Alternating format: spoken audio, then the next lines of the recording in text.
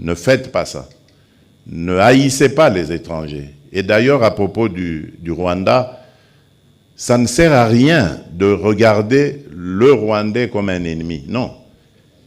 C'est le régime rwandais avec Paul Kagame à sa tête qui est l'ennemi de la République démocratique du Congo.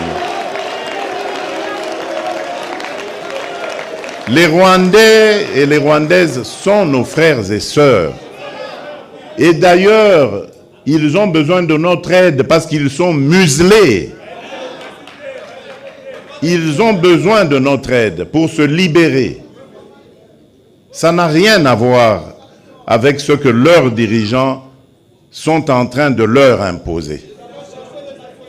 Donc, ne les regardez pas comme des ennemis, mais comme des frères qui ont besoin de notre solidarité pour nous débarrasser et débarrasser l'Afrique de ce genre de dirigeants rétrogrades qui ramènent les méthodes des années 60 et des années 70. Alors qu'en Afrique,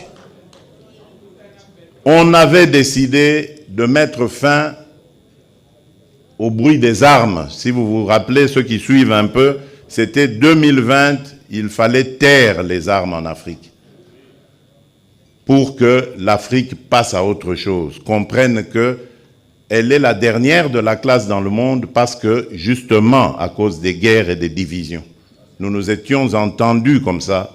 Malheureusement, ce n'est pas arrivé, on a dû encore prolonger, mais c'est à cause, justement, des dirigeants tels que Paul Kagame.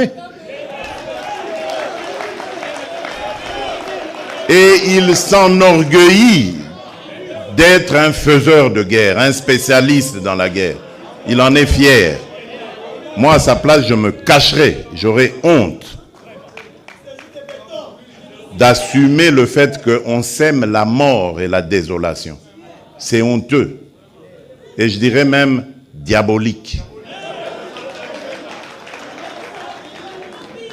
Nous n'allons pas manger de ce pain.